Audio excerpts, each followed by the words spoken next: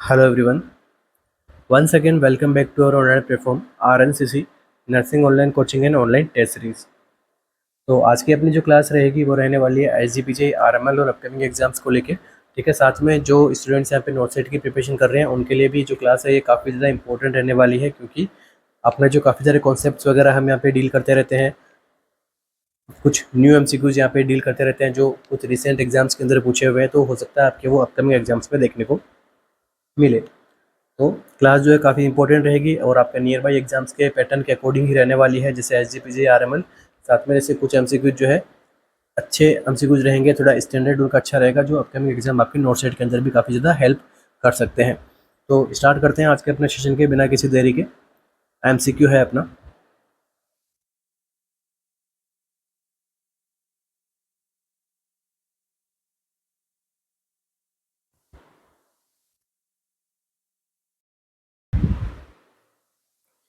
A patient had coronary artery bypass graft surgery 3 days ago. Which of the following condition is suspected by the nurse when a decrease in platelet count from 230,000 microliter to 5000 microlitre is noted. देखो यहाँ पे क्या बताया गया कि एक patient है जिसकी यहाँ पे सर्जरी हुई है। क्या CABG क्या होता है? CABG coronary artery bypass grafting 3 दिन पहले हुई थी, बट अभी कंडीशन क्या हो चुकी है, उसका प्लेटलेट काउंट काफ़ी सीवियरली जो है डाउन हुआ है। ठीक है, 2,30,000 से कितना हुआ है? 5,000 यहाँ पे। तो इसका यहाँ पे क्या रीजन हो सकता है? देखिए, disseminated intravascular coagulation, pancytopenia, heparin associated thrombosis and thrombocytopenia, idiopathic thrombocytic purpura.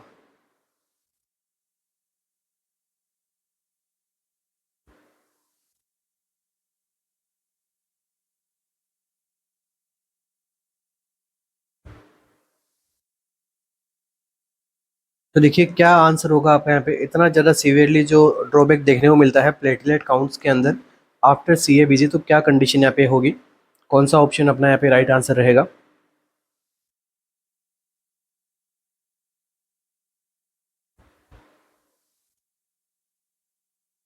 तो देखिए यहाँ पे कंडीशन कौन सी डेवलप हो रही है। देखिए थ्रोम्बोसाइटोपनिया हो रहा है, बिल्कुल सही है। थ्रोम्बोसाइटोपनिया का मीनिंग क्या होता है? तो जनरली हम देखें थ्रोम्बोसाइटोपनिया का मीनिंग क्या होता है? Decrease platelet count.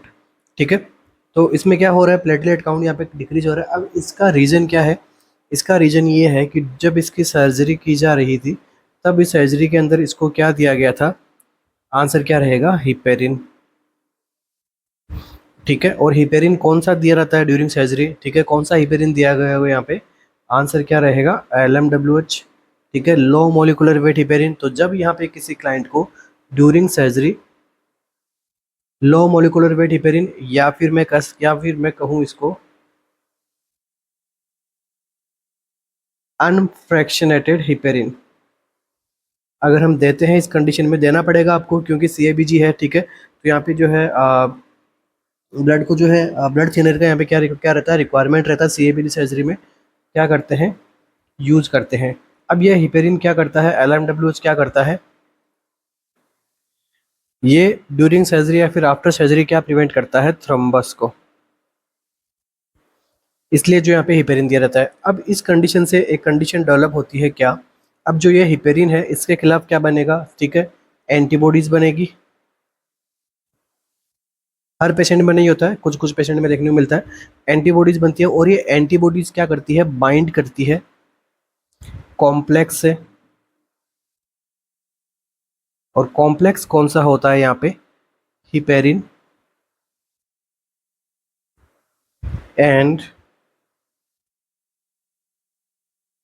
Platelet factor 4, जिसे हम शॉर्ट में क्या कहते हैं?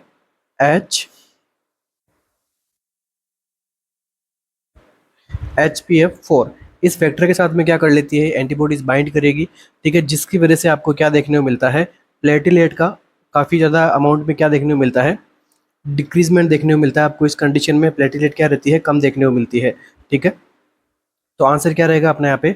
HIT या फिर HAAT, हिपेरिन एसोसिएटेड थ्रोम्बोसिस हो रहा है यहाँ पे। और ये क्या कोज करता है? थ्रोम्बोसाइटोपनिया कोज करता है। थोड़ा कंडीशन क्या है? हिपेरिन इंड्यूस या फिर heparin associated thrombosis and thrombocytopenia.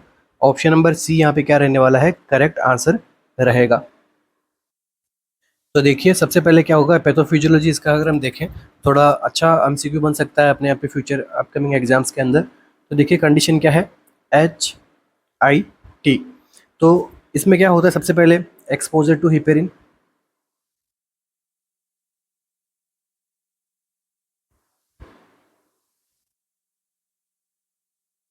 या फिर इसको मैं लिख सकता हूँ LMWH। अभी क्या होगा, आपकी बॉडी में कौन सी एंटीबॉडी डेवलप होगी यहाँ पे, IgG antibody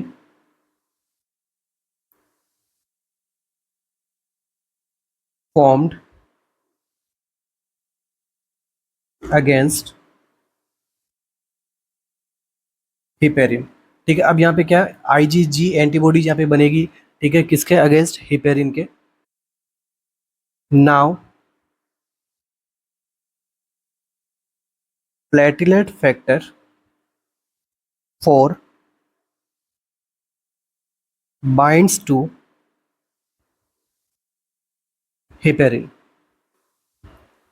now it increase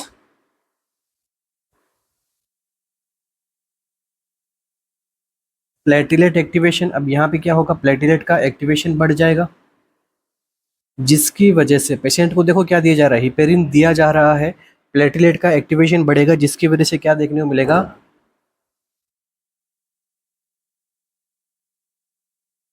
thrombosis की कंडीशन। तो ये होता है heparin induced thrombosis and thrombocytopenia. मतलब हिपेरिन चल रहा है मगर फिर भी क्लाइंट में क्या हो रहा है, थ्रोम्बोसिस हो रहा है।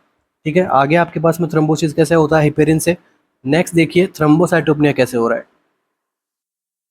और ये थ्रोम्बोसिस होगा किसके अंदर, आर्टरीज में और वेंस के अंदर। आगे बढ़ते हैं इसी में। नाउ इंक्रीज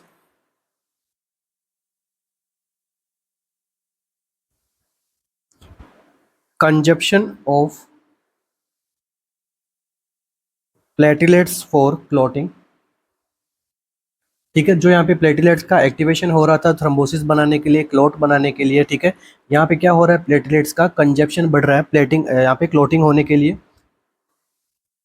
प्लस अब देखिए आपकी बॉडी में क्या हो रहा है कि जो एंटीबॉडीज बन रही है यहाँ पे, ठीक है, एंटीबॉडीज जो है वो इनका क्या होगा, रिमूवल होगा, किसके द्वारा, जो माइक्रोफेजेस है उसके द्वारा। ठीक है, क्योंकि ये क्या कोज कर रही है, ये आगे जाकर थ्रोम्बोसिस कोज कर रही है, आपकी बॉडी का डिफेंस मैकेनिज्म यहाँ पे स्टार्ट होगा, और ये क्या करेगा, बॉडी रिमूव या फिर removal of antibody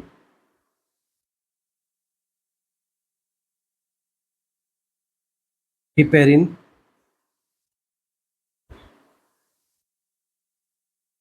PF4 complex by macrophages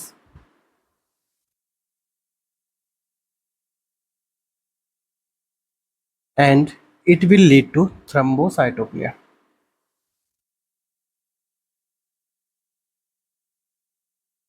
तो आपके पास में क्या आ गया, हिपेरिन इंड्यूस थ्रोम्बोसिस आपके पास मिल चुका है, और आपके पास में आ गया क्या, थ्रोम्बोसाइटोपेनिया कैसे हो रहा है, हिपेरिन से। ठीक है, तो दोनों ही कंडीशन यहाँ पे अच्छी है, और अच्छे से मैंने कोशिश की है आपको यहाँ पे एक्सप्लेन करने की।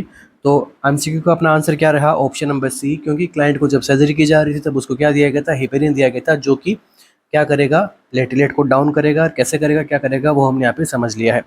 तो कंडीशन क्या थी, heparin associated thrombosis and thrombocytopenia जो एक डिसऑर्डर होती है वो हम यहाँ पे देख रहे थे। नेक्स्ट एमसीक्यू,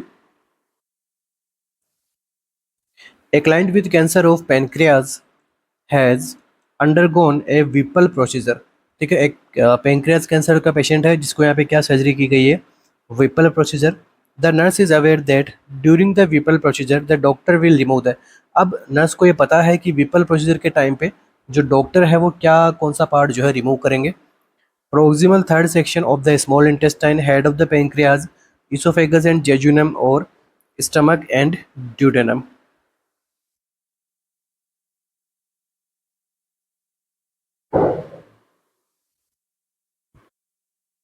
तो देखिए यहाँ पे जो अपना आंसर रहने वाला है वो रहेगा ऑप्शन नंबर बी। ठीक है, इस कंडीशन में हम क्या रिमूव करते हैं, हेड ऑफ द पेंक्रियाज को क्या करते हैं अपन रिमूव करते हैं।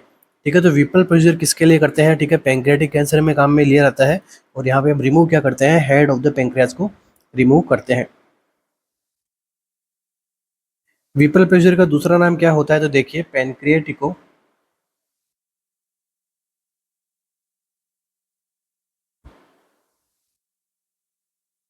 ड्यूडेनेक्टोमी, it is also known as pancreaticoduodenectomy. अब देखिए, आप सभी को पता है पैंक्रियास जो है दोनों तरीके से फंक्शन करता है, एक्सोक्राइन भी फंक्शन करता है, एंडोक्राइन भी फंक्शन करता है। तो जो ये विपल प्रोसीजर होता है, कंडीशन कौन सी होती है? Pancreas cancer. तो कौन सा ग्लैंड का यहाँ पे कैंसर होता है पैंक्रियास में, एक्सोक्राइन या फिर एंडोक्राइन? तो स्पेशली एक्सोक्राइन। तो एक्सोक्राइनल पर जो पार्ट रहता है पैंक्रियास का, वहाँ पे क्या होता है? कैंसर होता है। ठीक है, और ये काफ़ी इसका यहाँ पे डेंजरस कैंसर होता है। ठीक है, मेलिग्नेंसी इसकी काफ़ी क्या रहती है? सीवियर रहती है। जेनेटिक म्यूटेशन की हम बात करें इसमें,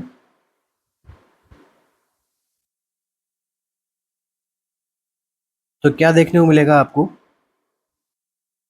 तो इसमें भी यहाँ पे जो है कौन कौन से यहाँ पे जेनेटिक म्यूटेशन देखने को मिलते हैं? तो देखिए, सबसे पहले BRCA1 and 2। ठीक है, ब्रेस्ट कैंसर के लिए भी रहते हैं, पेंक्रियास कैंसर के लिए भी ये काम में आते हैं। ठीक है, अब इसी से एक और मॉडिफिकेशन देखने को मिलता है, इसका नाम क्या है? PALB2। ठीक है, इसकी क्या रहती है full form? Partner and localizer of BRCA2। ठीक है, ये जो है BACR2 के अंदर यहाँ पे क्या रहता है? इससे एडवांस रूप है। इसके यहाँ पे क्या देखने को मिलता है? पेंक्रियास कैंसर के अंदर इसका लेवल जो है अल्ट्रेशन देखने को मिलता है, इसके जीन में क्या रहता है? म्यूटेशन देखने को मिलता है। और यहाँ पे BRCA1 और BRCA2 दोनों ही यहाँ पे क्या है? रेस्पॉन्सिबल है पेंक्रियाटिक कैंसर के लिए। अदर कॉज में हम बात करें तो स्मोकिंग है, ओबेसिटी है, सेडेंटरी लाइफ स्टाइल है, ये सब चीज़ें यहाँ पे देखने को मिलती है। अब देखिए, नेक्स्ट पैंक्रियाटिक कैंसर है, ऑब्वियस सी बात है यहाँ पे पेशेंट को क्या होगा? पेन होगा। देखो, मेन एमसीक्यू कुछ बता रहा हूँ जो यहाँ से आपको पूछा जा सकता है, एक तरीके से ऑन्कोलॉजी का पार्ट है अपना ये पैंक्रियाटिक कैंसर। तो देखो, यहाँ पे जो है क्लिनिकल प्रेजेंटेशन, जो ट्यूमर के लोकेशन है उसके अकॉर्डिंग क्या होगा? पेशेंट को पेन होगा। और कॉमन पेन की जो हम बात करें कहाँ पे देखने को मिलता है? तो एपिगैस्ट्रिक रीजन के अंदर। और ये जो पेन है ये कहाँ पे होता है? क्या होगा? रेडिएट होगा कहाँ पे? Back side. ठीक है, बैक साइड यहाँ पे क्या रहता है? रेडिएट रहेगा। और आफ्टर ईटिंग जो है ये पेन जो है क्या रहेगा? सीवियर हो जाता है। ठीक है, या फिर पेशेंट जो है सीधा लेट रहा होता है, सुपाइन पोजीशन में लेट रहा होता है, तब भी ये कंडीशन क्या रहती है? पेन की यहाँ पे जो है सीवियरिटी बढ़ जाती है। इसके अलावा हिपेटोमेगाली देखने को मिलती है, कैसेक्सिया देखने को मिलता है, मेटास्टेसिस देखने को मिलता है इसके अंदर। ठीक है, नेक्स्ट इसका आपको पूछा रहता है डायग्नोसिस। तो डायग्नोसिस से एमसीक्यू बनता है, इसका क्या एमसीक्यू बनेगा? क्या डायग्नोसिस करोगे? तो देखिए, एक टेस्ट होता है जो क्या है? ERCP। ठीक है, ERCP का जो लेवल है, ठीक है, या फिर मैं कहूँ जो ERCP जो टेस्ट है वो क्या करता है? इसके अंदर हम क्या करते हैं? विजिबिलिटी यहाँ पे जो है पैंक्रिएटो बाइलरी ट्री की हम क्या देख सकते हैं? विजिबिलिटी देख सकते हैं भाई, वहाँ पे कहाँ पे कैंसर है, ये सब चीज़ें। ठीक है, और दूसरा जो टेस्ट होता है वो कौन सा होता है? MRCP। तो ये दो टेस्ट यहाँ पे काफ़ी इंपॉर्टेंट है पैंक्रियाटिक कैंसर का डिटेक्शन के लिए। इसके अलावा इस पैंक्रियाटिक कैंसर का देखिए एक ट्यूमर मार्कर होता है,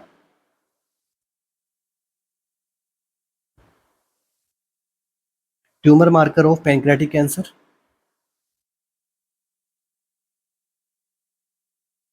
और ट्यूमर मार्कर कौन सा होता है? CA919। ये क्या रहता है? ट्यूमर मार्कर रहता है किसका? पैंक्रियाटिक कैंसर का। भूलना मत, आप सब लोग लिख लीजिए साथ साथ के अंदर। ठीक है, इसके अलावा पैंक्रियाज कैंसर के अंदर क्या होता है? आपको जॉन्डिस देखने को मिलता है। ठीक है, हाइपर बिलिरुबिन का लेवल देखने को मिलता है, और एल्कलाइन फॉस्फेटेज का लेवल भी जो है यहाँ पे बढ़ा हुआ देखने को मिलता है।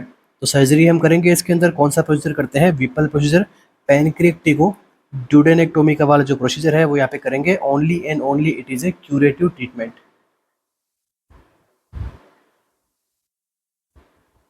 ठीक है, क्यूरेटिव ट्रीटमेंट होता है एक तरीके से। नेक्स्ट एमसीक्यू अपना,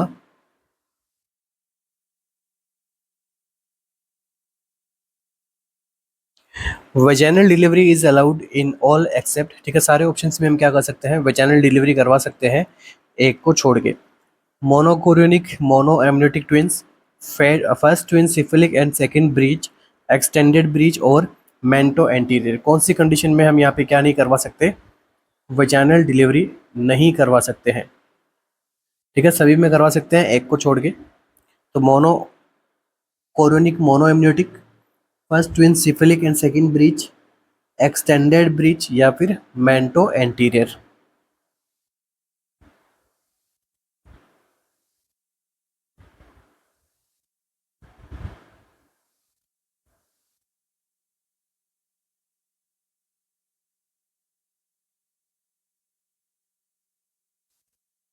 तो देखिए क्या रहेगा अपने यहाँ पे आंसर, आपसे पूछा गया है कि कौन से ऑप्शन के अंदर जो है वेजाइनल डिलीवरी पॉसिबल नहीं होती है। तो देखिए सबसे पहले हम बात करते हैं एम्ब्रियोनिक डिवीजन के बारे में, या फिर मैं बात करूं कि किस प्रकार कौन से डे पे अगर एम्ब्रियो का यहाँ पे जो है, या फिर मैं कहूँ मोरूला का यहाँ पे जो है डिवीजन हो तो क्या डेवलप होता है। तो देखिए day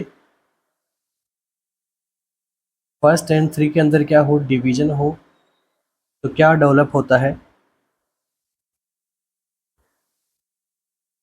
dichorionic, diamniotic. 4 to 8 day पे डिवीजन होगा तो क्या देखने को मिलेगा, monochorionic and diamniotic. Next 8 to 13 day पे डिवीजन होने पे क्या मिलेगा, mono chorionic and mono amniotic and more than 12 days के बाद में। ठीक है, या फिर हम रेंज की बात करें तो 13 से लेके 15 डे के पास में अगर डिवीजन होता है मोरूला का, तो इसमें क्या देखने को मिलता है, कॉन्जॉइंट ट्विंस। और ये मैंने आपको यहाँ पे शॉर्ट में क्या पढ़ा दिया है, मल्टीपल प्रेगनेंसी को बता दिया है।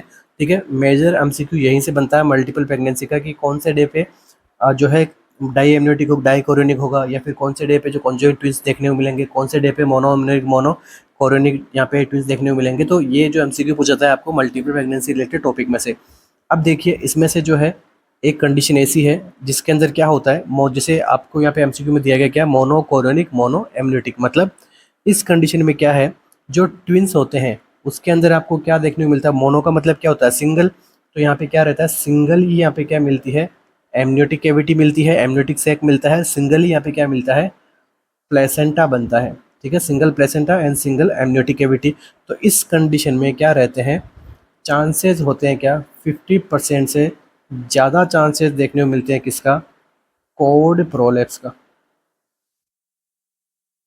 या फिर अम्बिलिकल कोड रिलेटेड प्रॉब्लम का यहाँ पे चांसेस बढ़ जाता है, जिसकी वजह से मोनोकोरियोनिक मोनो एमनियोटिक कंडीशन में हम क्या नहीं करते हैं, डिलीवरी नहीं करवाते हैं, वो भी कौन सी, वेजाइनल। इसमें हमेशा कैसी होती है, सर्जिकल डिलीवरी है, हम यहाँ पे जो है सिजेरियन डिलीवरी हम यहाँ पे क्या करते हैं, जनरल प्रिस्क्राइब करते हैं पेशेंट को। ठीक है, उसको एजुकेट करते हैं, कंडीशन बताते हैं उसको। ठीक है, तो मोनोकोरियोनिक मोनो एमनियोटिक कंडीशन के अंदर हम नॉर्मल डिलीवरी नहीं करवाते हैं, कोड कंप्रेस होगा, कोड कंप्रेस होने से क्या होगा, ठीक है, तो फीटल कोड यहाँ पे कंप्रेशन देखने को मिलेगा, एस्पाइक्सिया होगा, बर्थ एक्सपाइक्सिया रिलेटेड बहुत सारी कंडीशंस यहाँ पे डेवलप हो जाएगी। ठीक है, फीटल डेथ भी हो सकती है, इसलिए ऑप्शन नंबर 1 यहाँ पे क्या रहेगा, एक्सेप्ट। बाकी कंडीशन देखिए, first twin cephalic and second breech, ये तो एक अच्छा इंडिकेटर है। ठीक है, अगर ट्विन प्रेगनेंसी है, पहला बच्चा कैसा है, सिफिलिक है, दूसरा ब्रीच है, आराम से आप जो यहाँ पे वेजाइनल डिलीवरी करवा सकते हैं। एक्सटेंडेड ब्रीच यहाँ पे जो है कैसी रहती है, मोस्ट कॉमन ब्रीच प्रेजेंटेशन कौन सी होती है, एक्सटेंडेड ब्रीच होती है, तो इस कंडीशन में भी हम यहाँ पे करवा सकते हैं। और मेंटो एंटीरियर तो यहाँ पे कॉमन फाइंडिंग होती है, वेजाइनल डिलीवरी यहाँ पे जो क्या रहती है, बेस्ट रहती है। ठीक है, स्पेशली लेफ्ट मेंटो एंटीरियर अगर आपको मिलती है, ठीक है, तो इस कंडीशन में क्या है, डिलीवरी पॉसिबल है। तो ऑप्शन नंबर यहाँ पे जो है बी रॉन्ग है, सी रॉन्ग है एंड डी रॉन्ग है, क्योंकि आपसे क्या पूछा गया है, एक्सेप्ट करके पूछा है। Option number first is the right answer. Next MCQ,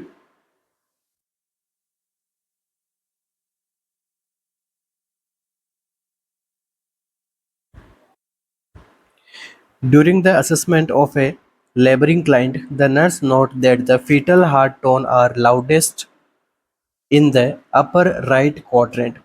जब वो एक नर्स है, वो लेबरिंग क्लाइंट का क्या कर रही है, फीटल हार्ट रेट को असेस कर रही है, उसको क्या मिल रहा है कि अपर राइट क्वाड्रेंट के अंदर आपको जो है फीटल हार्ट रेट कैसा मिल रहा है, लाउडेस्ट मिल रहा है।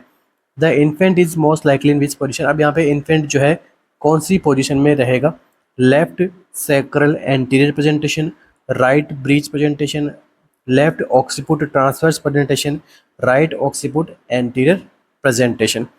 ठीक है, तो कैसी पोजीशन रहेगी जिसके अंदर अगर अपर राइट क्वाड्रेंट के अंदर अगर लाउडेस्ट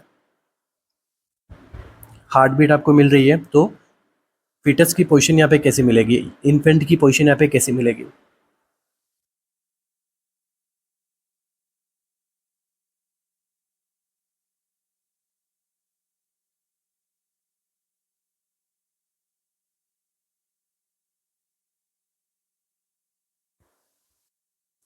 तो देखिए अगर हम यहाँ पे मदर के एब्डोमेन को 4 क्वाड्रेंट के अंदर डिवाइड करें, ये कौन सा है, अपर राइट क्वाड्रेंट, ये है लोअर राइट क्वाड्रेंट, एंड ये है अपर लेफ्ट क्वाड्रेंट, और ये है लोअर लेफ्ट क्वाड्रेंट। ठीक है, अब आपको बोला क्या गया है कि अपर राइट क्वाड्रेंट के अंदर क्या आ रहा है, लाउडेस्ट यहाँ पे जो है हार्ट रेट मिल रही है, उसकी साउंड मिल रहा है वहाँ पे। तो मोस्ट प्रोबेबली बच्चे की जो पोजीशन है वो कैसी रहेगी यहाँ पे, इस टाइप की, मतलब बच्चा कौन सी पोजीशन में रहेगा, ब्रीच पोजीशन के अंदर। ठीक है, ये क्या है बच्चे का हेड है, ये क्या है बच्चे का सैक्रल पार्ट है। ठीक है, या फिर मैं कहूँ ब्रीच पोजीशन के अंदर बच्चा है अभी यहाँ पे। तो देखो हमेशा अगर आपको देखो अपर साइड के अंदर, अम्बिलिकस से अपर साइड के अंदर अगर हार्ट बीट आपको सुनाई दे तो मोस्ट कॉमन यहाँ पे क्या चांसेस हो सकता है कि बच्चे की पोजीशन कैसी है, ब्रीच प्रेजेंटेशन है। अगर वहाँ पे अम्बिलिकस के बिलो आपको यहाँ पे हार्ट रेट मिल रही है, मतलब चांसेस कैसे है, बच्चे की पोजीशन कैसी है, सिफिलिक प्रेजेंटेशन में है बच्चा। ठीक है, तो देखिए आंसर अपना यहाँ पे क्या रहेगा, करेक्ट आंसर क्या रहेगा, राइट ब्रीच प्रेजेंटेशन। ठीक है, क्योंकि कहाँ पे आ रहा है हार्ट रेट इसका। ठीक है, तो यहाँ पे आपको सुनाई देगा हार्ट रेट, और कंडीशन कौन सी है, राइट। ठीक है, राइट साइड के अंदर बच्चा अगर बीच प्रेजेंटेशन में होगा तभी राइट साइड में हार्ट साउंड सुनाई देगा, और यही अगर लेफ्ट साइड में मिलता तो क्या आंसर रहता, लेफ्ट ब्रिज प्रेजेंटेशन। ठीक है, तो यह हो गया आपका हार्ट साउंड से रिलेटेड एमसीक्यू। ठीक है, कुछ कॉन्सेप्ट है अपने आप यहाँ से क्लियर हो जाएंगे अगर अब हार्ट साउंड से रिलेटेड आपको कुछ भी पूछा जाएगा तो। Next MCQ,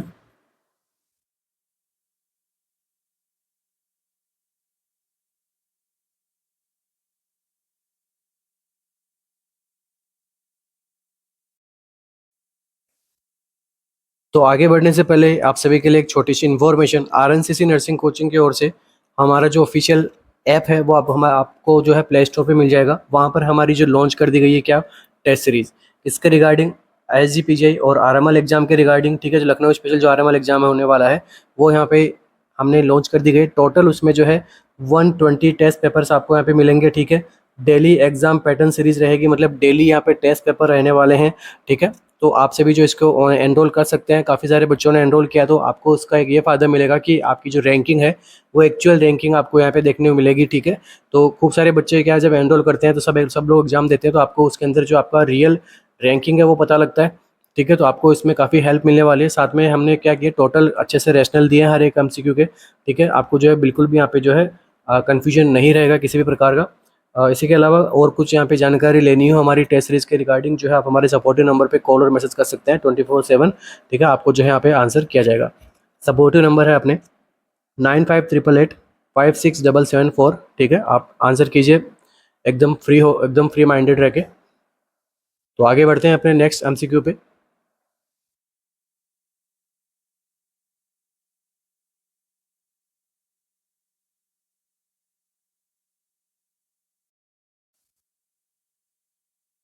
late expanding stage of population in India is due to. ठीक है, इंडिया में अगर अभी जो स्टेज चल रही है कौन सी, late expanding stage of population, population की लेट एक्सपांडिंग स्टेज चल रही है, इसका रीजन क्या है, birth rate stationary, death rate continues to fall, death rate decline faster than birth rate decline, death rate same, birth rate is less than death rate. क्या reason है कि India में अभी जो है कौन सी स्टेज चल रही है, लेट एक्सपांडिंग स्टेज।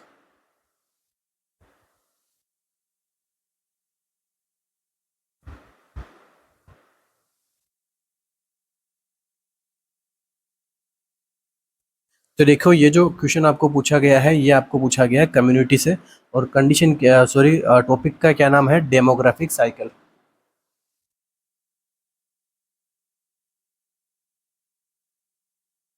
ठीक है, तो इसके अकॉर्डिंग जो है यहाँ पे 4 स्टेज बताई गई है। फर्स्ट वन जो स्टेज होती है किसी भी कंट्री की वो है स्टेज फर्स्ट, इसे हम कहते हैं हाई स्टेशनरी।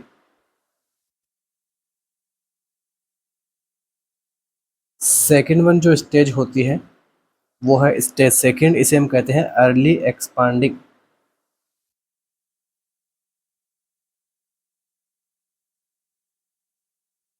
स्टेज थर्ड जो है इसे हम कहते हैं लेट एक्सपांडिंग।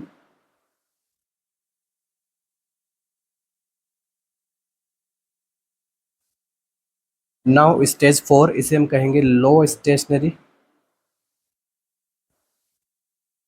नाउ स्टेज 5 इसे हम कहते हैं डिक्लाइनिंग। ठीक है, तो यहाँ पे जो डेमोग्राफिक साइकिल या फिर मैं कहूँ पॉपुलेशन जो है कैसे ग्रो करेगी किसी कंट्री की, वो डिपेंड होती है इन 5 स्टेज पे। First one is high stationary. यहाँ पे जो है बर्थ रेट हाई रहती है, डेथ रेट भी कैसे रहती है, हाई रहती है। ठीक है, इस वजह से दोनों का जो बीच का जो डेमोग्राफिक जो गैप है वो कैसा रहता है, नैरो रहता है।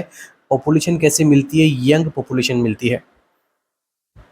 नेक्स्ट देखिए stage second early expanding. Early expanding में क्या मिलेगा, बर्थ रेट तो हाई मिलती है और डेथ रेट कैसी मिलती है, डिक्लाइन मिलती है, जिसकी वजह से डेमोग्राफिक गैप में कैसा मिलता है आपको, इंक्रीजमेंट मिलता है, पॉपुलेशन यहाँ भी यंग मिलती है।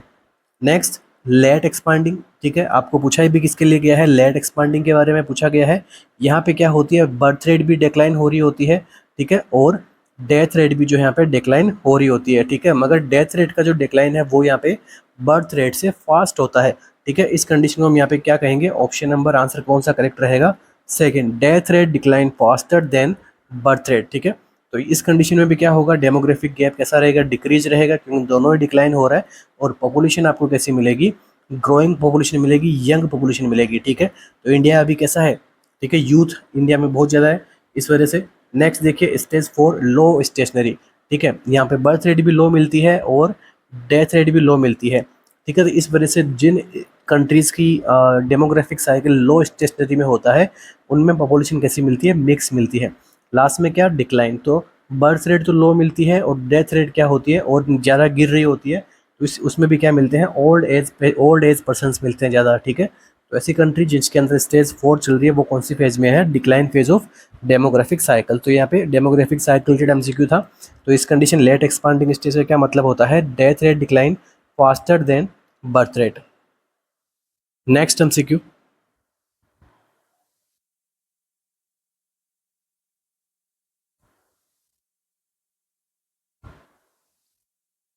The client is admitted to the hospital with hypertensive crisis, diazoxide is ordered. ठीक है, डाइजोक्साइड यहाँ पे जो है एडमिनिस्टर करने के लिए ऑर्डर किया गया है। During administration the nurse should, अब यहाँ पे ड्यूरिंग एडमिनिस्ट्रेशन नर्स क्या करेगी, place the client in a Trendelenburg position, utilization and infusion pump, cover the solution with foil, check the blood glucose level.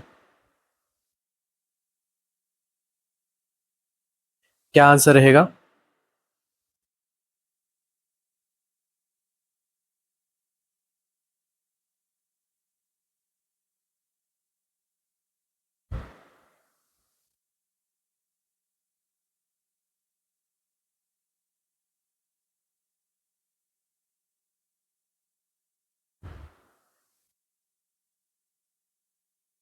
तो देखिए कंडीशन कौन सी है, hyper tensive crisis.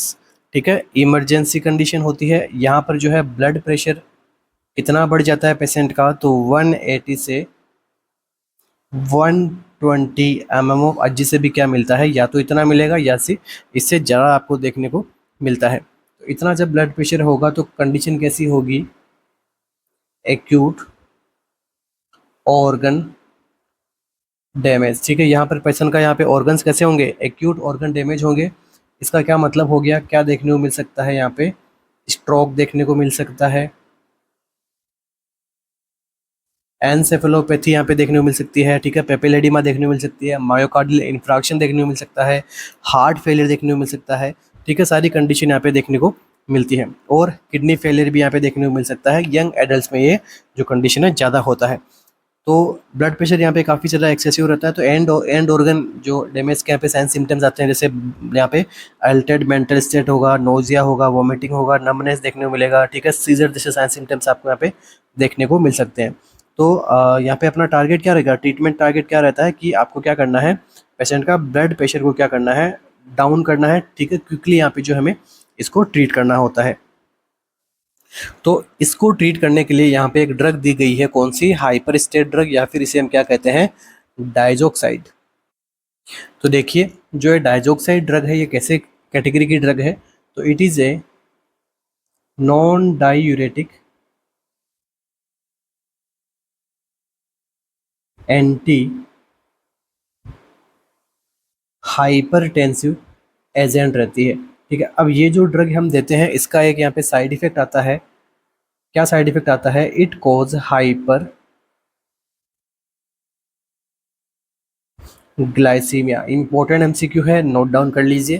ठीक है, आ सकता है फर्दर एग्जाम के अंदर। तो डाइजोक्साइड जो ड्रग है ये क्या कोज करता है? हाइपर ग्लाइसीमिया कोज करता है। तो देखिए कंडीशन होती है कौन सी? Pancreas cancer. तो पैनक्रियाज कैंसर के अंदर क्या होता है? हाइपरटेंशन की कंडीशन भी देखने को मिल सकती है, साथ में वहाँ पे क्या देखने को मिलता है? ग्लूकोज का लेवल जो है डाउन देखने को मिलता है। तो हाइपरटेंसिव कंडीशन को ट्रीट करेगा, साथ में ग्लूकोज का लेवल भी जो है बढ़ाएगा ये। ठीक है, तो पैंक्रियाज कैंसर वाली कंडीशन में इसको दिया जा सकता है। ठीक है, तो पैंक्रियाज के अंदर क्या होता है? हाइपोग्लाइसीमिया होता है। ठीक है, ब्लड ग्लूकोज जो है वो क्या रहती है? डाउन होती है। तो वहाँ पे इस कंडीशन को ट्रीट करने के लिए जो है यहाँ पे डाइजोक्साइड ड्रग दे सकते हैं अपन यहाँ पे। तो यहाँ पे जब नर्स को ये ड्रग देनी होगी तो नर्स क्या करेगी? ब्लड ग्लूकोज लेवल को असेस करेगी, क्योंकि ये ड्रग क्या करती है? हाइपरग्लाइसीमिया कोज करवाती है। और साथ में नर्स को ये भी मॉनिटर करना होगा। जब भी नर्स इस मॉनिटर को यहाँ पे इस ड्रग के साथ पेशेंट को मॉनिटर करेगी तो पेशेंट इसको क्या करेगा? ड्रॉप करता है। ठीक है, बंद करता है इस ड्रग को लेना, तो वहाँ पे क्या देखने को मिलता है? हाइपोग्लाइसीमिया। तो उसके लिए उसको क्या करना है? एजुकेट करना है पेशेंट को। अब ये हाइपरग्लाइसीमिया करती कैसे है ये भी देख लीजिए। तो इट प्रिवेंट्स द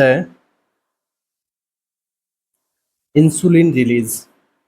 ये क्या करती है? इंसुलिन रिलीज को ही प्रिवेंट कर देगी। अब इंसुलिन क्या है? नेचुरल सब्सटेंस है जो क्या करता है? ब्लड ग्लूकोज के लेवल को डिक्रीज करता है अगर बढ़ा हुआ है तो, या फिर मेंटेन करके रखता है। अब जब आपके पास में इंसुलिन ही नहीं है, ठीक है, तो क्या होगा? आपकी बॉडी की जो ग्लूकोज है वो कैसी रहेगी? हाई रहेगी नॉर्मल ग्लूकोज लेवल से।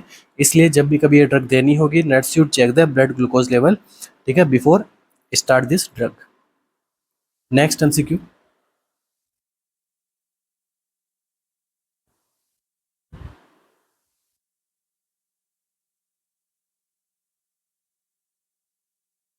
विच of the following is not a DNA virus? कौन सा यहाँ पे जो है डीएनए वायरस नहीं है? एडिनो वायरस, कैलिसी वायरस, पेपो वायरस, या फिर pox virus.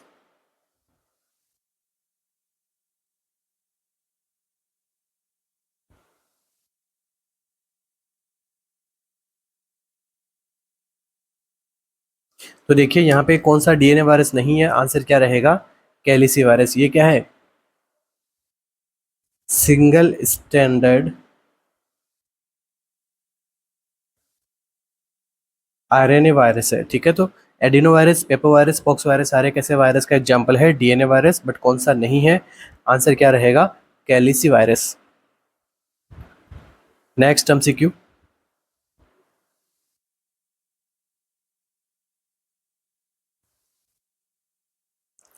The central government aims to eliminate which disease by 2025। ठीक है, 2025 तक आते आते सेंट्रल गवर्नमेंट का क्या एम है? कौन सी डिजीज को एलिमिनेशन करना है? Hepatitis, dengue, malaria, tuberculosis.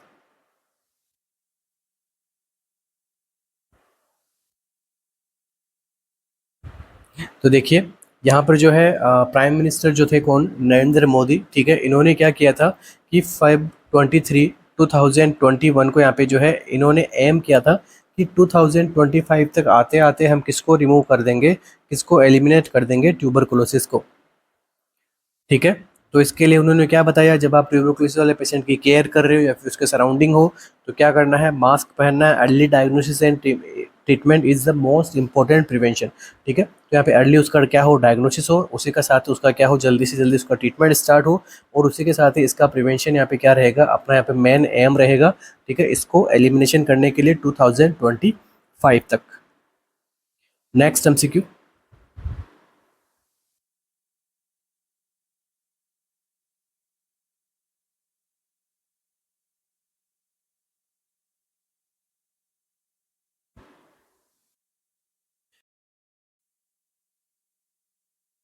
Which of the following means translating the message into verbal and non-verbal symbols to communicate the receiver? ठीक है, ऐसी टर्म को हम क्या कहेंगे जिसमें क्या हो रहा है?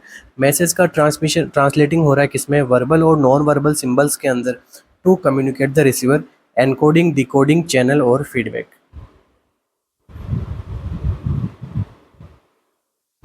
क्या आंसर रहेगा? ऐसी कौन सी टर्म है जिसके अंदर क्या होता है, ट्रांसलेट किया जाता है मैसेज को वर्बल और नॉन वर्बल सिंबल्स के अंदर to communicate the receiver? So right answer is option number A, encoding. ठीक है, इस प्रोसेस को हम क्या कहते हैं? एनकोडिंग। तो encoding means translating the message into verbal and non verbal symbols to communicate the receiver. इसको मैं ये भी कह सकता हूँ, it is a production of message. तो यहाँ पर क्या हो रहा है, एक मैसेज का प्रोडक्शन हो रहा है जहाँ पे इस मैसेज को ट्रांसलेट किया जा रहा है किसके अंदर? सिंबल्स के अंदर। ठीक है, सिंबल्स जो है रिप्रेजेंट करते हैं किसको? जो सेंडर है उसके आइडियाज़ को, उसके कॉन्सेप्ट को। ठीक है, वो कहना क्या चाह रहा है उसके अंदर। ठीक है, अब ये जो सिंबल्स है वर्बल भी हो सकते हैं और नॉन वर्बल भी हो सकते हैं। ठीक है, इसे हम क्या कहते हैं? एनकोडिंग। नेक्स्ट देखिए, डिकोडिंग का क्या मतलब हो गया? तो डिकोडिंग कौन करेगा? हमेशा रिसीवर करेगा। तो receiver has to decode the message. Receiver has to decode the message. जो भी यहाँ पे मैसेज जो सेंडर के साथ दिया गया है एनकोड करके, उसे रिसीवर क्या करेगा? डिकोड करेगा। किसके कैसे कर सकता है? अच्छे से लिसन करके, उसको रीड करके, ठीक है, उसका इंटरप्रिटेशन करके, ठीक है, उसको जज करके, ठीक है, या फिर वो जैसे उसको परसीव कर पा रहा है, जैसे वो समझ पा रहा है, उन सब से क्या कर सकता है? उसको डिकोड कर सकता है। नेक्स्ट देखिए, चैनल। चैनल का क्या मीनिंग होता है? चैनल क्या होता है? एक प्रकार से मीडियम होता है। Medium used to convey the message. So medium is, so channel is a medium. ठीक है, चैनल क्या है? एक मीडियम है जिसके अंदर हम क्या करते हैं? मैसेज को कन्वे करते हैं, आगे फॉरवर्ड करते हैं। ठीक है, for example face to face communication हो गया, टेलीफोनिकली कम्युनिकेशन हो गया, वन वे कम्युनिकेशन हो गया। तो उसके अंदर जो मीडियम हम यूज कर रहे हैं उसे हम क्या कहते हैं? चैनल। नेक्स्ट देखिए, फीडबैक। ठीक है, जो भी मैसेज यहाँ पे रिसीवर को दिया गया था, ठीक है, अब वो उसको क्या कर पा रहा है? प्रॉपर तरीके से कन्वेड उसने किया है या नहीं किया है, कैसा वो उसको फीडबैक देता है। तो फीडबैक जो है वर्बल भी हो सकता है, नॉन वर्बल भी हो सकता है। तो ये जो है कैसा है आपका कम्युनिकेशन का अंदर हम सब चीज़ पढ़ते हैं, एनकोडिंग, डिकोडिंग, चैनल, फीडबैक, ये सब हम कम्युनिकेशन में देखते हैं। Right answer is option number A, encoding. ठीक है, एनकोडिंग का मीनिंग क्या होता है? किसी भी मैसेज को वर्बल और नॉन वर्बल सिंबल्स के अंदर कन्वर्ट करना ताकि वो रिसीवर तक पहुंच जाए और उसको कम्युनिकेशन किया जाए। डिकोडिंग का मतलब क्या है? डिकोडिंग कौन करता है? रिसीवर करता है। तो डिकोडिंग करके, डिकोडिंग किसको करेगा? मैसेज को। ठीक है, जो भी वर्बल मैसेज में आता है उसको डिकोड करता है। वो डिकोड करने के बाद में उसको समझता है। ठीक है, या तो उसको सुनेगा, या उसको रीड करेगा, या उसको इंटरप्रिटेशन करेगा। ठीक है, क्या रीजन था इस मैसेज के देने के लिए, ठीक है, या फिर उस मैसेज को जज करेगा, परसीव करेगा। ये सब काम कौन करेगा? रिसीवर करता है। ठीक है, चैनल और फीडबैक दोनों अलग अलग है, बड़ी सी कम्युनिकेशन के अंदर ही सब कुछ यहाँ पे फिट बैठते हैं। नेक्स्ट एमसीक्यू,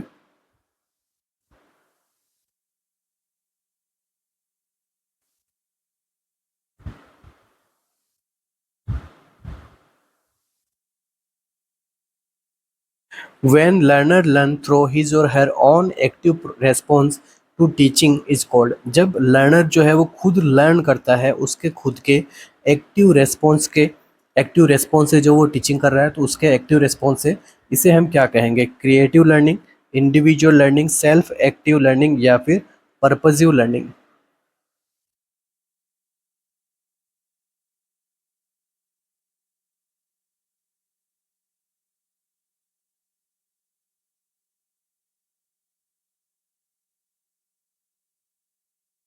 तो देखिए यहाँ पर इसका आंसर जो है रहेगा क्या? सेल्फ एक्टिव लर्निंग, क्योंकि लर्नर है वो खुद से ही लर्न कर रहा है उसके एक्टिव रेस्पॉन्स से।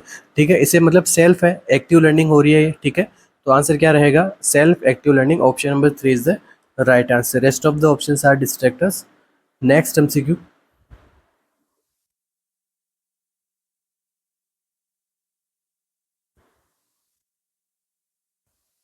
You are entering in to your ward for your shift duty. आप अपनी शिफ्ट ड्यूटी के लिए आपके वार्ड में एंटर हुए हैं। Suddenly you have observe fresh blood spill on to the floor. आपने देखा कि फ्रेश ब्लड है उसका स्प्लिचेज हो रखा है कहाँ पे? फ्लोर पे।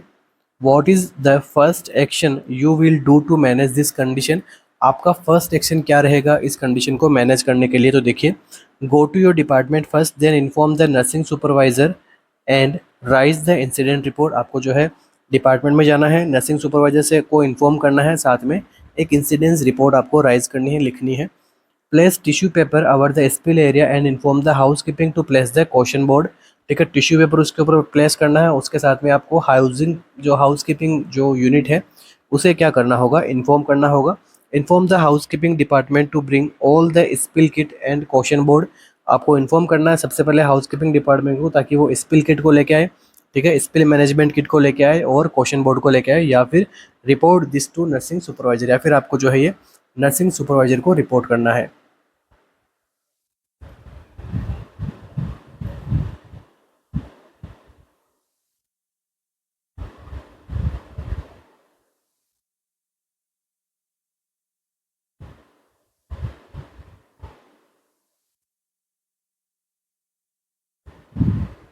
तो देखिए, जब ऐसी कंडीशन आए तो आपको क्या करना है, सबसे पहला आपका एक्शन जो है यहाँ पे रहना चाहिए, वो रहना चाहिए क्या, ऑप्शन नंबर बी।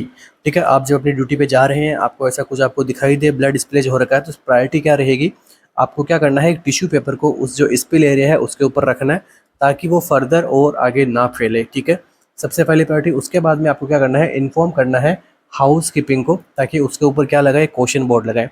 ठीक है, फर्स्ट प्रायोरिटी यही होनी है हमेशा हर कंडीशन के अंदर। ठीक है, सेकंड प्रायोरिटी यहाँ पे क्या रहेगी, सेकंड प्रायोरिटी रहेगी आपकी यहाँ पे report to this nursing supervisor. ठीक है, उसके साथ में जो भी यहाँ पे हाउस कीपिंग स्टाफ रहेगा, ठीक है, ऑन फ्लोर, ठीक है, जो भी यहाँ पे on floor house keeping staff है उसको क्या करना है, इन्फॉर्म करना है साथ में।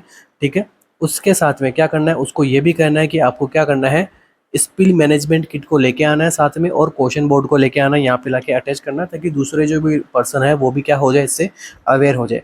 उसके बाद में क्या करना है, जो भी नर्स इंचार्ज है या फिर जो नर्सिंग स्टाफ है वो क्या करेंगे, गाइड करेंगे, सुपरवाइज करेंगे किसको, हाउस कीपिंग को, कि कैसे आपको जो है स्पिल को मैनेजमेंट करना है। उसके बाद में क्या है, जो हाउस कीपिंग है वो यहाँ पे जो पर्सनल प्रोटेक्टिव इक्विपमेंट्स को क्या करेंगे, वियर करेंगे। ठीक है, उसके बाद में आपको क्या पता, आपको एक एमसीक्यू यहाँ से भी बनता है, स्पिल मैनेजमेंट के लिए फ्लोर को क्लीन किससे किया जाता है, तो आंसर क्या रहेगा, 1% सोडियम हाइपोक्लोराइड सॉल्यूशन। ठीक है, तो हमेशा स्पिल मैनेजमेंट को क्लीन किससे करना है, 1% सोडियम हाइपोक्लोराइड सॉल्यूशन से क्लीन करना है। कितने टाइम तक यहाँ पे जो है इसको रखेंगे अपन क्लीनिंग के अंदर, 20 मिनट्स तक। ठीक है, उसके बाद में जो क्लीन करेंगे एरिया को, यहाँ पे साथ में डिस्कार्ड करेंगे। किसमें करेंगे डिस्कार्ड, अगर स्पिल मैनेजमेंट हुआ है, ठीक है, तो किसके अंदर कौन सा बैग में डिस्कार्ड करेंगे, आंसर क्या रहेगा, येलो बैग। ठीक है, तो स्पिल मैनेजमेंट करना है, जो भी हमने क्लीनिंग वगैरह की है उसके बाद में जो वेस्ट बना उसका डिस्पोज किस में करना है, येलो बैग के अंदर। तो 3 से 4 एमसीक्यू बनते हैं आपका इस स्पिल मैनेजमेंट से। ठीक है, नेक्स्ट एमसीक्यू। तो प्रायोरिटी अपनी क्या रहेगी इस कंडीशन में, जब ऐसा कुछ हो तो प्रायोरिटी किसको लेके चलना है, place tissue paper over the spill area for further, इसको जो है एरर होने से बचाने के लिए। ठीक है, आगे ना बढ़े स्पिल, इसलिए। Next MCQ.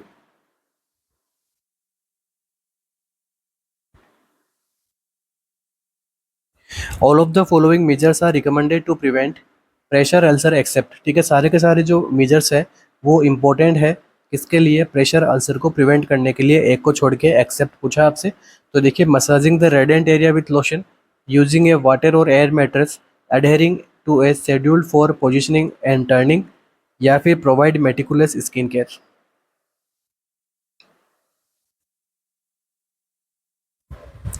तो आपसे क्या पूछा गया है, एक्सेप्ट में क्वेश्चन पूछा गया है कि क्या नहीं करना है। प्रेशर अल्सर को प्रिवेंट करने के लिए सारे ऑप्शंस करेक्ट हैं, एक को छोड़ के। तो कौन सा आंसर यहाँ पे रॉन्ग रहेगा, तो देखिए, जब प्रेशर अल्सर की हम यहाँ पे प्रिवेंशन कर रहे होते हैं तो यहाँ पे नर्स को या फिर जो हेल्थ केयर प्रोफेशनल्स है, ठीक है, उन्हें क्या नहीं करना है, उन्हें क्या नहीं करना है, मसाज नहीं करना है। ठीक है, तो जो भी रेड एंड एरिया है वहाँ पे लोशन वगैरह से क्या नहीं करना है, मसाज नहीं करना है।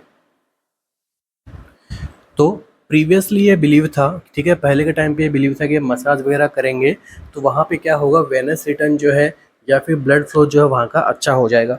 मगर जो रिसेंट की बात में जो स्टडी हुई उन पे रिसर्च वगैरह हुआ, तो उससे क्या मिला कि जहाँ पे हम मसाज कर रहे हैं, ठीक है, वो कैसा रीजन है, सबसे पहले प्रेशर रेजर कहाँ होते हैं, बोनी प्रोमिनेंस पे। तो वहाँ पे पहले से क्या है, बोन है, तो वहाँ पे मसाज करने लायक इतना यहाँ पे जो है जो मसल्स वगैरह वहाँ पे होती नहीं है, ठीक है। दूसरा, अगर आप पे मसाज वगैरह करोगे तो वो क्या लीड करेगा, सेल्यूलर इस्चेमिया को, ठीक है, नेक्रोसिस ऑफ द एरिया, कोई नेक्रोसिस कर सकता है उस एरिया को, ठीक है।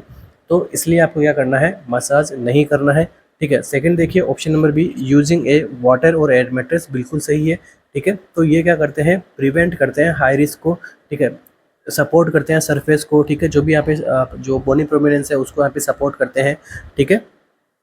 इसलिए जो है वाटर मैट्रेस, एयर मैट्रेस का जो है काम में लिया जाता है। उसके बाद में पोजिशनिंग काफ़ी इंपॉर्टेंट होती है प्रेशर अल्सर को प्रिवेंट करने के लिए, ठीक है। प्रोवाइडिंग मेटिकुलस स्किन केयर, ठीक है। तो स्किन केयर के अंदर मेटिकुलस स्किन केयर का मतलब क्या है यहाँ पे, कि वुंड केयर होनी चाहिए प्रॉपर तरीके से, ठीक है। एनवायरनमेंट उसके पास का क्लीन होना चाहिए, डिब्राइटमेंट होना चाहिए उसका, ठीक है। ड्रेसिंग अप्लाई करनी है, अगर वहाँ पे डीप तक जो है अल्सर हो चुका है तो मॉनिटरिंग करनी है उसकी प्रॉपर तरीके से, ठीक है। तो इसे हम क्या कहते हैं, मेटिकुलस स्किन केयर। तो जब उसका प्रॉपर तरीके से ड्रेसिंग होना है तो वो ड्रेसिंग करना है, ड्रेसिंग चेंज करना है, तो ये इसमें क्या आता है, मेटिकुलस स्किन केयर में ये सब चीज़ें आती है। तो option number B C D तो यहाँ पे क्या होती है, प्रिवेंशन में काम आती है। और ऑप्शन नंबर ए क्या है, massage the red and area with lotion is the wrong answer. तो ऑप्शन नंबर ए क्या रहेगा अपना, करेक्ट रहेगा, क्योंकि पूछा क्या गया है, एक्सेप्ट पूछा गया है। Next MCQ,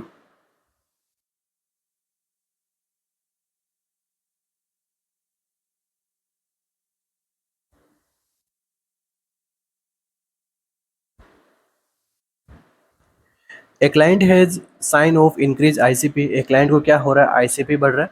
which of the following is an early indicator of deterioration in the client's condition, कौन सा ऐसा ऑप्शन है जो क्या बता रहा है आपको, डिटोरिएशन हो रहा है क्लाइंट की कंडीशन में, और उसका अर्ली इंडिकेटर क्या है, widening pulse pressure, decrease in pulse rate, dilated fix प्यूपिल, या फिर डिक्रीज इन एलओसी।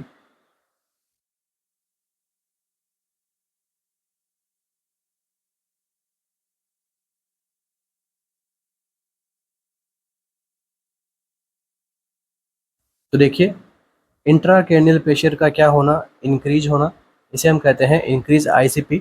और ये क्या होती है, एक प्रकार की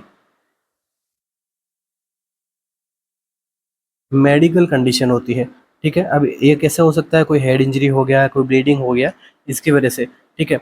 अब जो है, क्या यहाँ पे साइन सिम्टम्स क्या देखने को मिलता है, चलिए इसके अलावा इससे पहले देखते हैं कॉन्सेप्ट वाली बात समझते हैं अपन।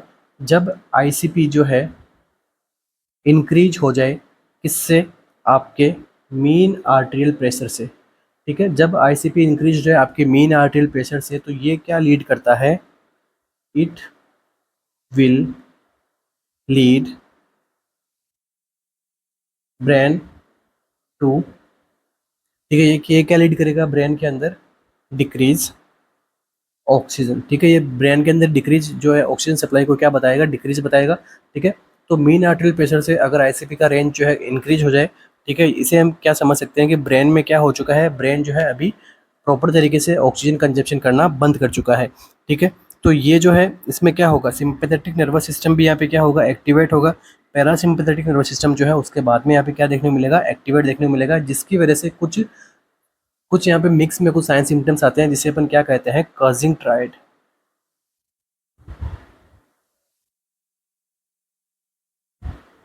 इसे हम क्या कहते हैं, कर्जिंग ट्रायड। तो ट्रायड का मतलब क्या, तीन ऐसे साइन जो इसी आईसीपी में मिलते हैं केवल और केवल।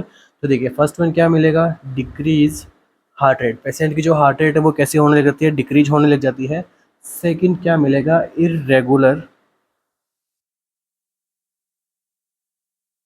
रेस्पिरेशन, ऐसी कंडीशन में क्या होता है, पर्सन का जो रेस्पिरेशन है वो कैसा होगा, इरेगुलर होता है। थर्ड क्या मिलता है, वाइड पल्स प्रेशर, ठीक है। तो यहाँ पे क्या देखने को मिलेगा, पल्स प्रेशर जो इस पर्सन का कैसा मिलता है, वाइड मिलता है। इसका मतलब क्या हो गया कि इंक्रीज होता है डिफरेंस किसका, systolic and diastolic blood pressure के बीच में, ठीक है।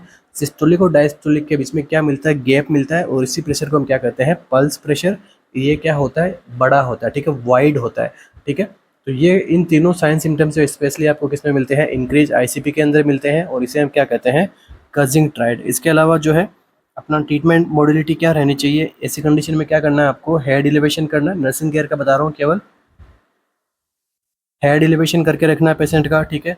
और वेंटिलेशन करवाना है, मतलब हाइपर वेंटिलेशन करवाना है आपको पेशेंट को, क्योंकि ब्रेन के पास में प्रॉपर ऑक्सीजन पहुंच नहीं पा रही, तो हाइपर वेंटिलेशन करवाना है आपको, ठीक है। इसके अलावा और क्या कर सकते हैं, आईसीपी बढ़ा है, हेड इंजरी की वजह से बढ़ा है, एसडीएच ईडीएच वगैरह हो गया तो क्या करोगे, क्रेनियोटोमी के अंदर असिस्ट करवा सकते हैं। और क्या करना है, मैनिटोल वगैरह यहाँ पे जो है मेडिकेशन में दे सकते हैं। तो ये सारे यहाँ पे जो है हम ट्रीटमेंट मॉडलिटीज़ यहाँ पे जो है यूज़ में ले सकते हैं। आंसर जो अपना क्या रहेगा इस कंडीशन के अंदर, ठीक है। क्या पूछा गया आपसे, a client has a sign of increase ICP, ICP बढ़ रहा है, तो कौन सा एक अर्ली इंडिकेटर है जो क्लाइंट की कंडीशन को क्या बताएगा, डिटोरिएशन बताएगा, या फिर कंडीशन जो है यहाँ पे खराब होती हुई दिखाई देगा। तो देखिए ऑप्शन नंबर डी क्या रहेगा करेक्ट आंसर। तो कंडीशन डिटोरिएट कब होगी, जब लेवल ऑफ कॉन्शियसनेस उस पर्सन का क्या होगा, डिक्रीज होगा। तो आपसे साथ में ये भी पूछा है कि अर्ली साइन होना चाहिए, तो अर्ली साइन क्या होगा, लेवल ऑफ कॉन्शियसनेस यहाँ पे जो है चेंज होगी, साथ में पर्सन को क्या होगा, रेस्टलेसनेस होगा, इरिटेबिलिटी होगी, ठीक है। तो ये जो कंडीशन यहाँ पे देखने को मिलती है। इसके बाद में देखिए डायलेटेड फिक्स प्यूपिल्स, ये कौन से साइन है, लेटर साइन, ठीक है, ये बाद में आते हैं, ठीक है। वाइडनिंग पल्स प्रेशर, ठीक है, ये सब बाद में आते हैं, ठीक है। ये सारे किस में आते हैं, कजिंग साइन के अंदर है, ठीक है। ये दोनों किसके अंदर है, कजिंग ट्राइड के अंदर है, सॉरी कजिंग साइन अलग होता है, कजिंग डिजीज अलग होती है, कजिंग ट्राइड अलग है, ओके। तीनों को मिक्स नहीं करना है, अलग अलग चीज़ें हैं। आगे बढ़ते हैं अपन नेक्स्ट एमसीक्यू।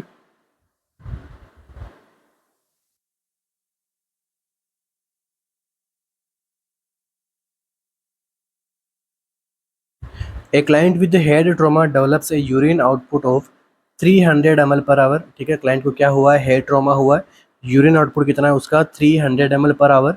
स्किन कैसी है, ड्राई है, एंड ड्राई कैसा हो गया उसका, म्यूकस मेम्ब्रेन भी कैसा है, ड्राई है। Which of the following nursing intervention is the most appropriate to perform initially. अब ऐसी कंडीशन में एज ए नर्स आपका कौन सा इंटरवेंशन यहाँ पे जो है मोस्ट अप्रोप्रिएट रहेगा, उसे जो है इनिशियली यहाँ पे जो है परफॉर्म करना होगा। तो evaluate urine specific gravity, anticipate treatment for renal failure, provide emollient to skin to prevent break down, या फिर slow down the IV fluid and notify the physician.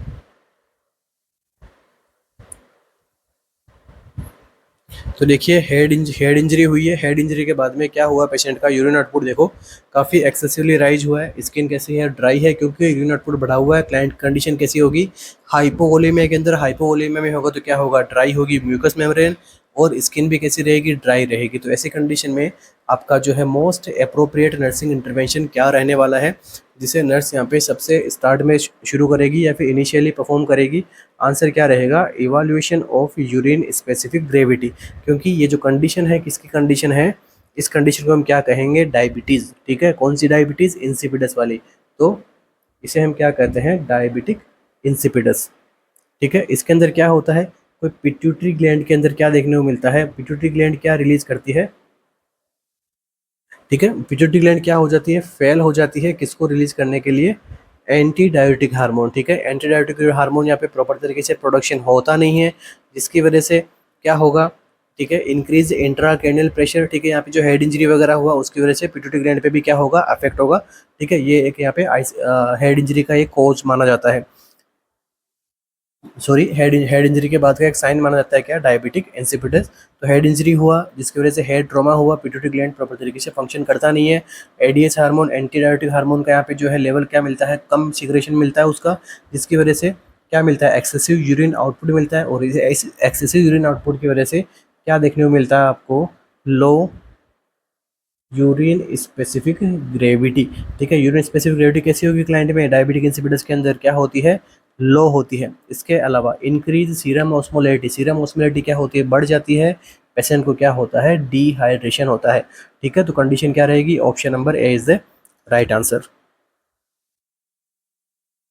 बाकी के ऑप्शंस भी यहाँ पे इंपॉर्टेंट है, मगर यहाँ पे जो है परफॉर्म इनिशियली सबसे पहला जो अपन क्या फंक्शन कर, जो यहाँ पे इंटरवेंशन करेंगे उसके अकॉर्डिंग देखा जाए तो अपना आंसर क्या रहेगा, evaluation the urine specific gravity.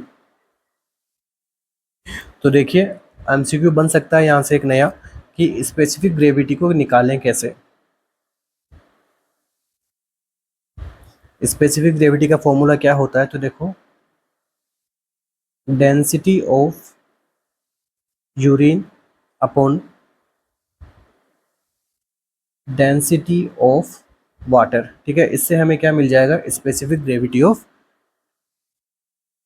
Urine, specific gravity का हमें क्या लगेगा, पता लग जाएगा यहाँ पे। तो यहाँ पे क्या है, यूरिन स्पेसिफिक ग्रेविटी लो है, तो लो है तो कितना लो है, तो देखिए 1.001 से भी क्या रहती है अपनी, या तो इसके बराबर रहती है या तो इसके डिक्रीज रहती है। ठीक है, एक्सेसिव अमाउंट के अंदर हम यहाँ पे क्या कर रहे हैं, ठीक है, पायलोनेफ्राइटिस वगैरह है। ठीक है, डायबिटिक्स का हम यूज कर रहे हैं एक्सेसिव अमाउंट में, जिससे भी क्या देखने को मिलता है, यूरिन स्पेसिफिक ग्रेविटी कम मिलती है। इसके अलावा हाई यूरिन स्पेसिफिक ग्रेविटी कब देखने को मिलती है, क्लाइंट को क्या होगा, डायबिटिक मेलिटस वाली कंडीशन के अंदर। ठीक है, अगर यूरिन के अंदर प्रोटीन मिलता है तो वहाँ पर भी जो है हाई स्पेसिफिक ग्रेविटी देखने को मिलती है। मतलब हाई स्पेसिफिक ग्रेविटी कब होती है, जब यूरिन कैसा रहता है, कंसनट्रेटेड रहता है। ठीक है, अब कंसनट्रेटेड कैसा रहेगा, उसके अंदर जो है एडिशनल एलिमेंट्स मिक्सअप होंगे तभी कंसनट्रेटेड रहेगा। ठीक है, और लो स्पेसिफिक ग्रेविटी कब मिलती है, जब यूरिन कैसा रहता है, ज़्यादा डाइल्यूट रहता है। चलिए,